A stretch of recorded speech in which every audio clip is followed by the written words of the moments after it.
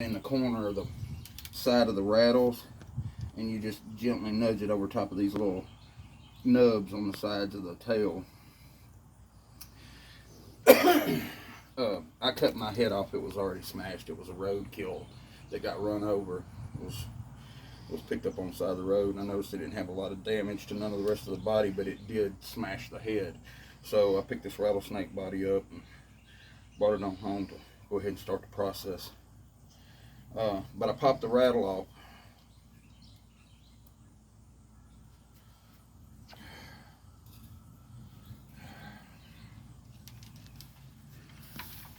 After you get the rattle popped off, you want to take, and if it's still got the head on it, you want to separate the head skin, but since this one doesn't, I'm starting. You take a nice sharp pair of scissors is the best way. Some people take a knife, a sharp knife, but you try to roll it in the center of its, try to keep it centered.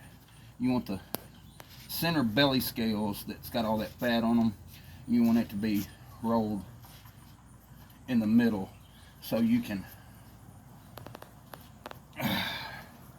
cut kind of straight down through the center scales of the belly scales.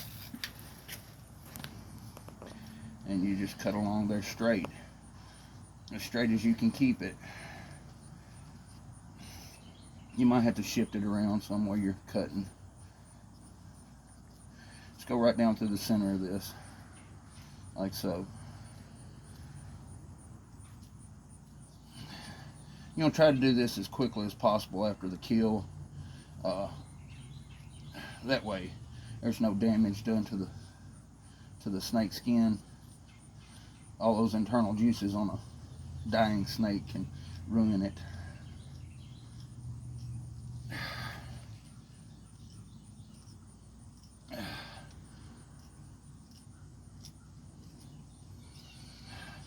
And if it's roadkill and it's been hit in other areas like the belly, the contents of the fucking insides, of the insides, I didn't say that,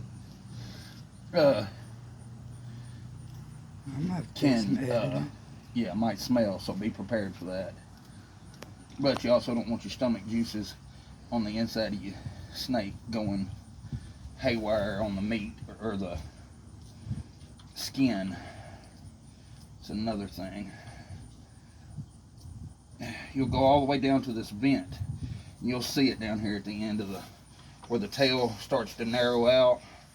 If it's a male, it'll just kind of pointedly go straight out to the tail tip, to the rattles.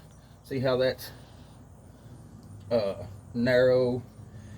A female will have a fat, rounded bottom part of the tail right here before it goes into this, the bottom part of the tail where the vent's at, after the vent. So that's the difference. Be able to tell a male from a female. You can look that up anywhere on the internet, though. It's pretty common knowledge nowadays. But that's where they hide their sex organs in their anus, is right here. That's why you don't see things hanging from snakes, as it's tucked up inside that pocket that's called the vent. You're going to be as delicate as you can with the scales while you're cutting, because all this is part of your skin that you want to try to preserve. Those will be the little sides when you tack it out, or if you just roll it, either way it'll be those areas. Now it's getting kind of tough because I'm getting down here into the part of the vent right before it, and you have to take extra care with it. See, this is separated. This is already separated there in the vent.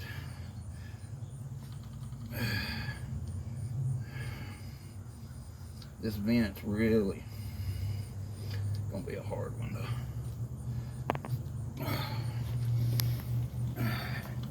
Slide that up. Whew. Get this vent up here close where I can see what I'm doing.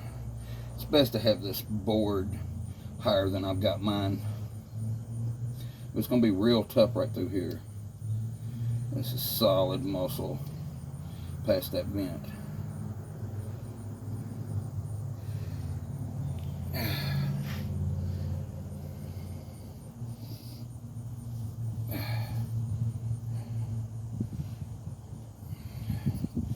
See, it's where all their muscles and muscle control on the bottom, that's how they move, by flexing them muscles over and over. Whew.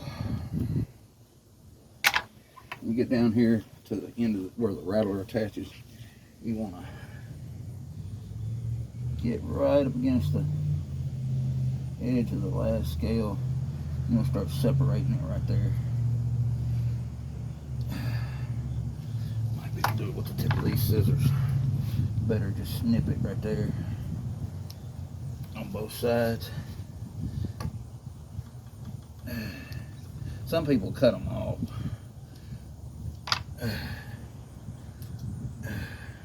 I don't like doing that, but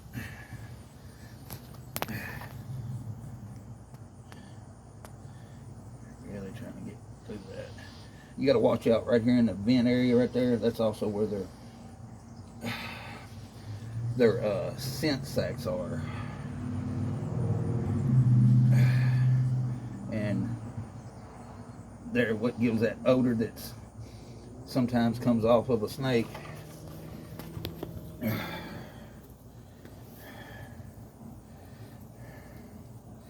want to gently get right here. You want to peel the skin back, trying not to tear it, because it will tear. Even though it's, you know, flesh or a leather, a skin, and it's pretty resilient because, you know, they swallow prey that's much larger than them.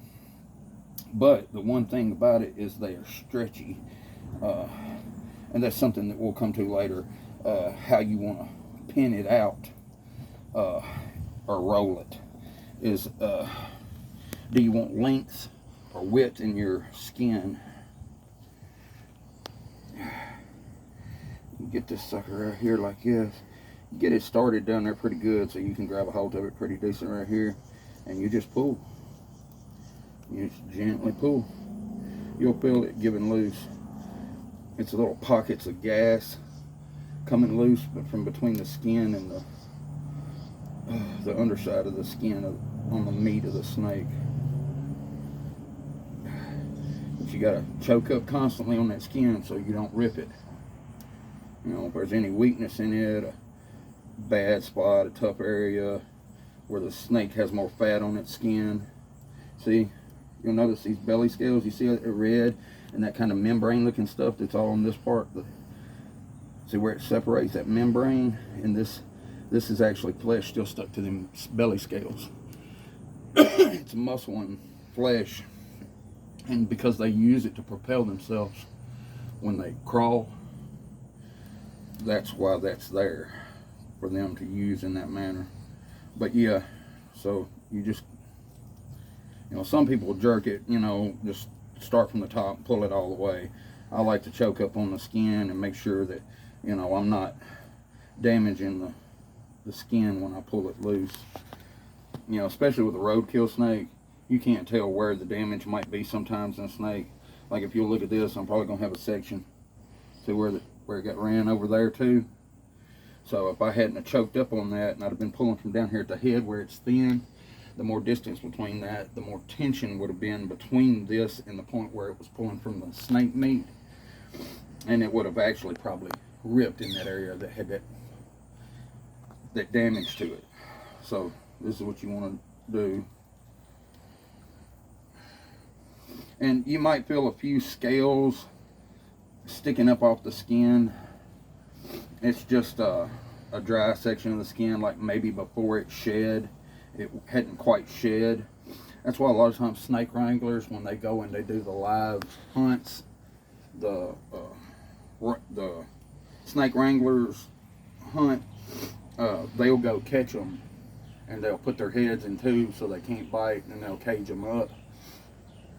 And then they'll put that tube and they'll set them in a cage, and they'll feed them and water them, what have you, and allow them time to shed their scales, shed their skin, and then they'll euthanize them after that, and they'll have the whole head to tail, you know, in pristine condition, and it already shedded its scales, so it won't be super scaly. This one, I think I'm fortunate enough that this one had shed its, oh, now we're getting to the area where the guts are. See all these guts? That's all his intestines and stuff, all his guts. You want to save the meat, you're going to have to clean all that out. That's where it starts getting a little juicy and bloody. We get down here to the tail section again. This is the area where I was talking about before. You know, you had to be super careful. You want to keep choking up on it every time you pull. Make sure it's cut good all the way through back here on this tail section. It's going to be tough right there. You just got to pull it a little, choke up, make sure it's cut through good. See, I might have to cut a little bit more. I don't know. I got to take a look at it. No, it looks like it's coming. Trying to rip a little right there. See, I think this might have had a little bit more road damage than.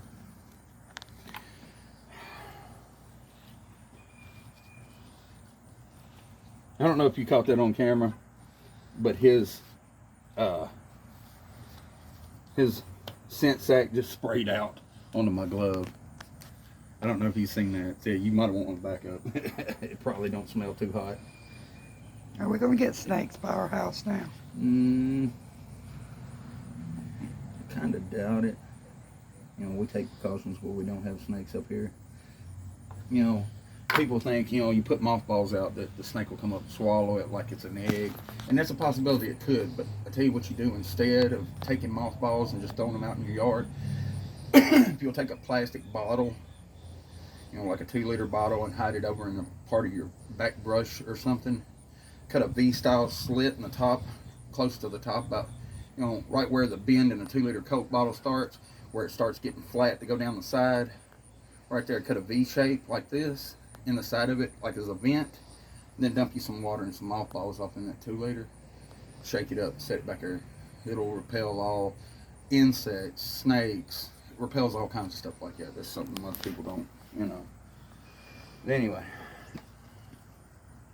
Yeah.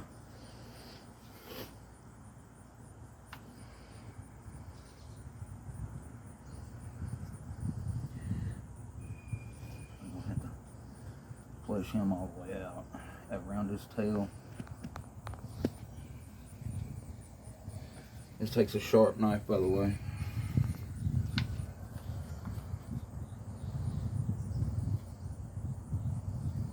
Some people cut the tail plumb off right here. I personally don't like doing that,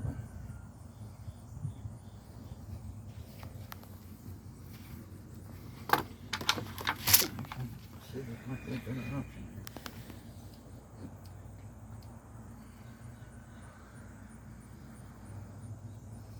This is going to have some meat to it in this bottom section.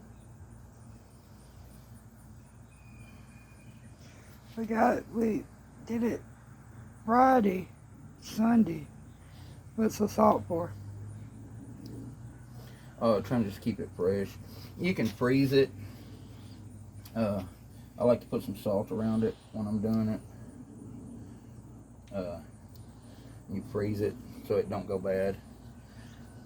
You don't want those gases to start coming up inside it. Those gases will ruin it. Start making it deteriorate in its own juices.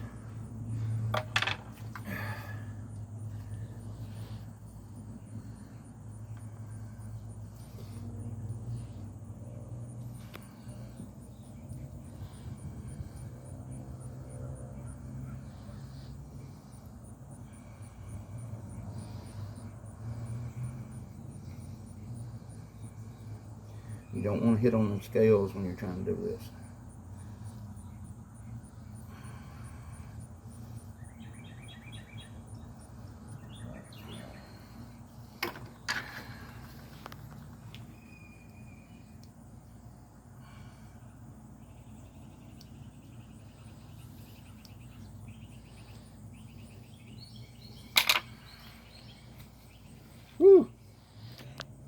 Boy, you hit something. Mm-hmm. And I ain't got a sense of smell. That's them damn scent sacks I was telling you about. Telling you. Things will ruin your appetite.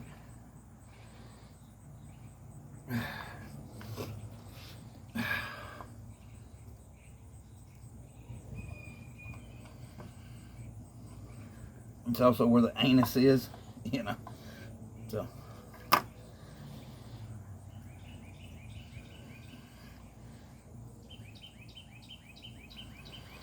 Is the stomach empty? Yeah. Looks like he was on the hunt when he got hit. Dang. This is becoming very difficult. That's one of the parts of it. You take as long doing this last little section of tail as you do when you're messing with the head, when you're trying to keep the head skin intact. You take as long messing with this as you do it. Oh, because this is a rattler. Where's the venom sacs? They're already gone. They were in the skull.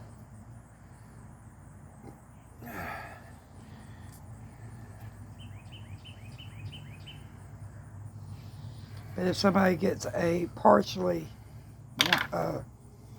headed one, where should they not grab? Best thing to do is take care with what you're doing, and then take and what you want to do is you want to take those fangs out of it, because it's two hypodermic needles waiting to poke you. If you mess up, make the wrong move, it'll get you. You don't want that injected in you. And they'll still inject even though the snake might be dead. People think, oh no, no. Even if it ain't twitching, those fangs are set up. Like if you put pressure on them fangs, they'll inject. They'll inject venom. You know, it's...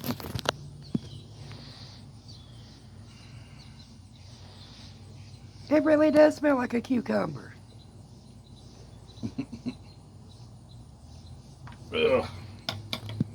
And there's that. Whew, it's supposed to get stout. Rotten cucumber, but cucumber nonetheless. I was trying to get around it without trying to get it out whole, but get around it. I couldn't get around it enough, and I punctured the... I always thought that was an old wives' tale. No. So I guess if you're walking through the woods and you start smelling cucumber. Yeah, I'd get the hell out of there. Either that or be very wary. I'd at least be very wary of where you're walking. You know what I'm saying?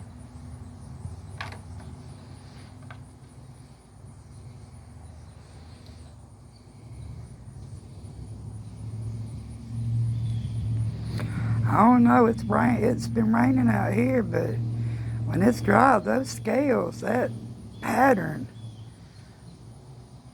look real Gold. It had a gold in it. Yeah, you couldn't see it if the grass was dry, like it's been in. Leaves. Yeah. That's why you got to watch in leaves when you're walking through a section. You liable to step right on top of one of them. I mean, the only thing that gives you warning is, you know, they hide so well. I mean, they're ambush predators. That's what they do. You know, that's what they're made to do. You was telling the grandbabies about the rattler. Yeah, that's their way of alerting you that you're in their territory. But something if it stops and it starts again. Oh yeah, it a lot of times if you hear something, like I remember as a kid, I was young. I was very young. I was probably 4 or 5. But I distinctly remember, I thought it was because my grandfather and my dad were right over beside the house from where I was, and they were grilling out. And I thought, wow, those hamburgers are sizzling on that grill really loud. And I walked over towards the grill, and down in a pen where the dogs usually are, I noticed the dogs were going nuts barking. It was a rattlesnake, and I noticed that the grill that I thought was sizzling, because it had the lid down on the grill, it was stopping sizzling. And I was like, that's not the grill. I walked closer, it was a rattlesnake. Rattlesnake down there. Never seen a rattlesnake. I was young, you know. And that was the one thing that I noticed, that it was constant. The rattle was constant for a long time, and it stopped. It's like it sensed me coming that direction. It was shaking its rattles to begin with at the dogs. The dogs had cornered it, I guess, and were messing with it. And so it started rattling its rattle to scare them away, try to scare them away. And when I walked up there, I got close enough to it. It noticed me, and it's like it stopped for a second, and it started back real intense again. Yeah.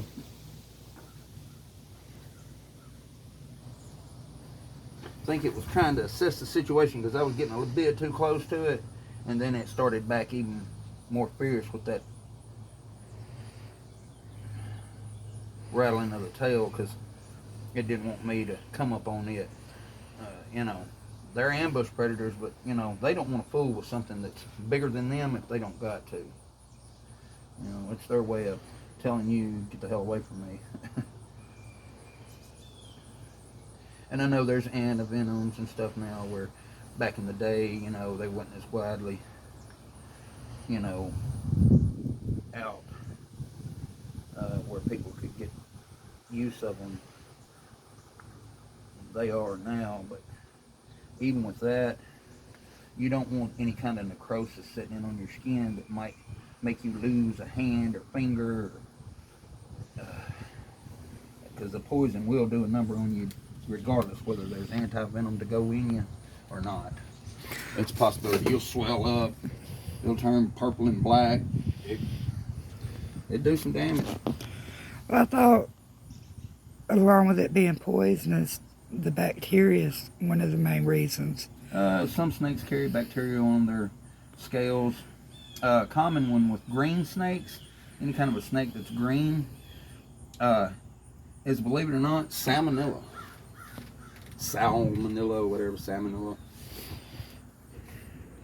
It's in that green part of the skin. It's a bacteria they carry, and if you get it on your hands and rub it in your hand, or on your eyes, your mouth, you get sick. Like, you'll wish you hadn't, I promise you. Yeah, if you own a little green pet snake or something, or one of the little green, yard snake or something, you want to make sure that if you touch it, you wash your hands thoroughly afterwards. That's just a good rule of thumb anyway, but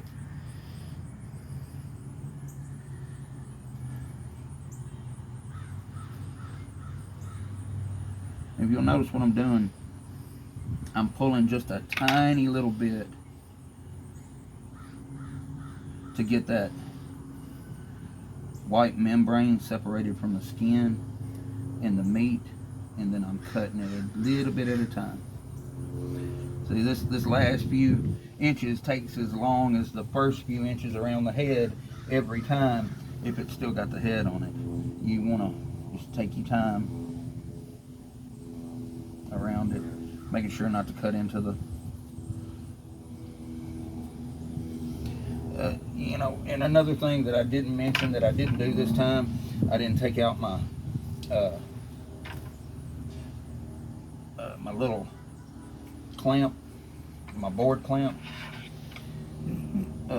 Sometimes I like to hold it still while I'm working on it with a board clamp.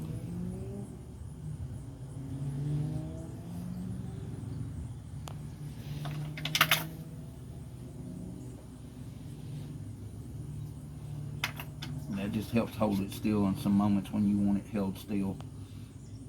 You can eat the whole rattlesnake. Yeah. You don't want to mess with the head, of course, or the guts. Yeah, but rattlesnake meat's pretty good, actually. I've had it mixed in with sausage. We used to go down this place called Turner's Island. It was a little campsite off the river, and my uncle owned, and it got donned Turner's Island for the name of it. But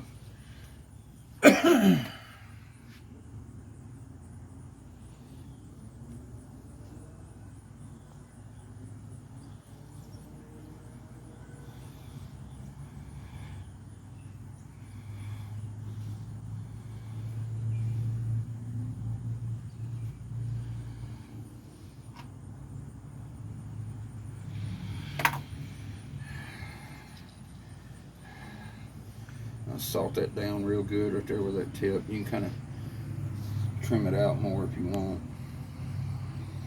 But the next thing we got to do is we got to put this meat up after I. You want to take the guts. You want to get up in here.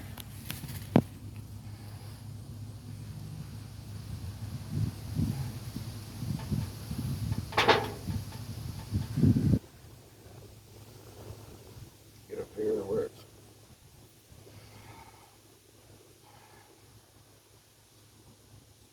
thorax and throat and all that are. Grab a hold of it. You just pull, and it pulls all them guts out. It, when you gut it out like this, you want to make sure care not to bust any of the. That's what I was about to ask. For the viewers, is it like a deer that if you bust the Ooh, it's pretty rough. if you bust the Pretty guts, it ruins the meat? Oh, it won't run the meat. It'll just make it stink to high freaking heaven. You can wash and rinse it. But yeah, the scent sacks, if you're going to eat the meat, it's probably a good idea to get the scent sacks away from it. You know, the meat part of it, if you're going to. Yeah. Or if you do get some of the scent sack stuff on it or any of the contents of the stomach, you want to make sure that you start soaking that meat as soon as possible. I like to do it in salt water with lots of ice. Keep it nice and cold, constantly with the ice in it, constantly with fresh salt water. That really draws the blood, and a lot of times draws wild taste out of meat too. And that works for pretty much any kind of animal that you're doing, you know.